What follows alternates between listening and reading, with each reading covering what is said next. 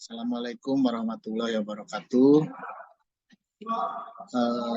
Kembali lagi bertemu dalam pelajaran biologi kelas 12. Kali ini kita akan membahas mengenai macam-macam penyimpangan semu hukum Mendel. Baik, kita lihat.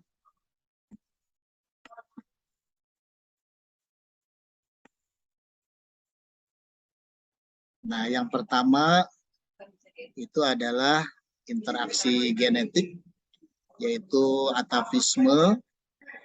Di sini ada atavisme, kita lihat adalah terlihat pada bentuk jengger ayam. Jadi ada 4 macam bentuk jengger ayam, yaitu ada walnut, ada rose, ada pea, ada single. Pertama kali disilangkan ayam berpial rose dan berpial pea, nanti hasilnya adalah F1 semuanya berpial walnut.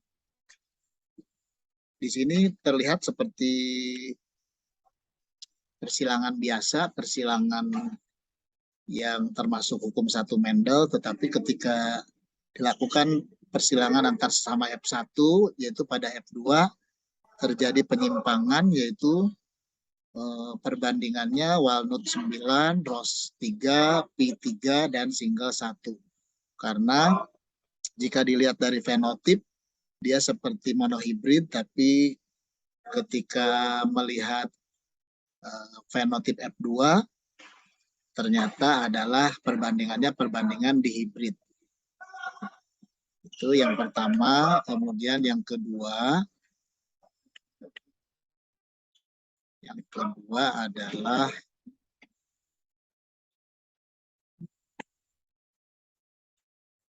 epistasis dan hipostasis.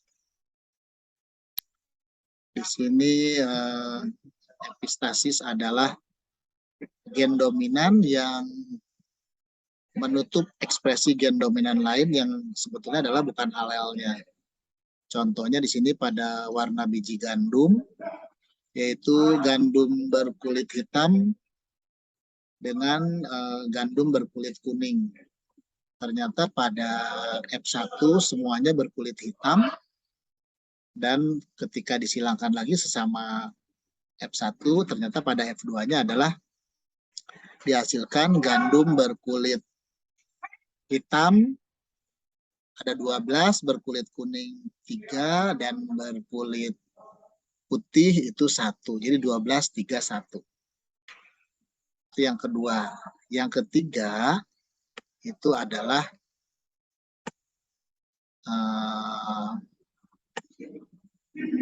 interaksi genetiknya itu polimeri, ya. Kalau di sini polimeri itu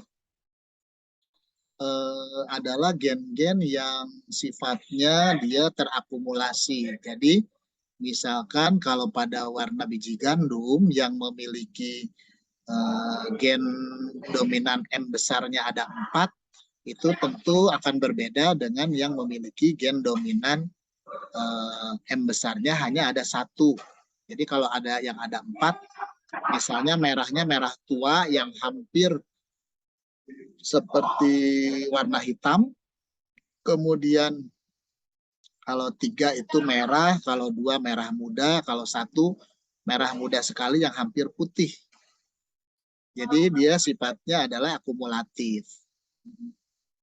Nah, kemudian yang keempat itu adalah peristiwanya kriptomeri. Kriptomeri itu, kriptos itu artinya tersembunyi. Di sini terjadi pada bunga Linaria marokana, yaitu gen A besar itu adalah menentukan adanya antosianin, ya. Antosianin itu adalah pigmen warna bunga. Kalau gen A kecil itu berarti tidak menentukan adanya pigmen. Kemudian ada atau tidaknya pigmen dipengaruhi oleh plasma sel yang bersifat asam atau basa. Kalau plasma selnya asam, itu ternyata warna bunga akan menjadi merah. Tapi kalau plasma selnya basa, ternyata warna bunga akan menjadi ungu atau jadi biru. Jadi bisa kita prediksi ya bahwa bunga merah itu pH-nya asam, tapi kalau bunganya warna ungu atau biru, kemungkinan dia pH-nya adalah basa. Jadi di sini maksudnya tersembunyi itu gennya, kalau gen A besar dia tanpa ketemu gen B besar dari plasma sel yang bersifat basa, dia tidak akan berwarna ungu, tapi warnanya adalah merah. Dan kalau tidak ada antosianin, berarti kalau di sini A-nya A kecil, baik asam maupun basa, kalau dia A kecil maka warnanya akan putih. Gitu. Nah, yang kelima, penyimpangan semu hukum Mendelnya yang kita kenal sebagai gen yang komplementer. Namanya aja komplement, berarti harus berpasangan. Ya. Kalau tidak berpasangan, gen-gen ini ekspresinya tidak akan terlihat. Terjadi pada persilangan bunga kacang, ya, di sini spesiesnya adalah Lathyrus odoratus. Jadi gen C besar itu menunjuk, C itu color singkatannya. Jadi kalau gen C besar untuk mengatur adanya pigmen, kemudian gen C kecil mengatur tidak adanya pigmen, lalu gen P besar ada enzim pengaktif pigmen, gen P kecil tidak ada enzim pengaktif pigmen, gitu ya. Kemudian ada tidaknya gabungan ini itu menunjukkan bahwa apakah dia nanti akan berbunga ungu atau apakah dia akan berbunga putih.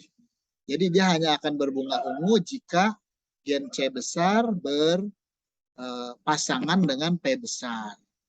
Selain itu, warna bunganya akan berwarna putih. Nah, itu saja untuk pertemuan kita kali ini, yaitu ada 5 penyimpangan semu hukum Mendel. Nah, kenapa disebut menyimpang? Itu karena masih ada kemiripan-kemiripan tertentu dengan adanya perbandingan yang masih mirip, gitu ya. Baik, sampai di sini pertemuan kita. Billahi taufiq wal hidayah. Assalamualaikum warahmatullahi wabarakatuh.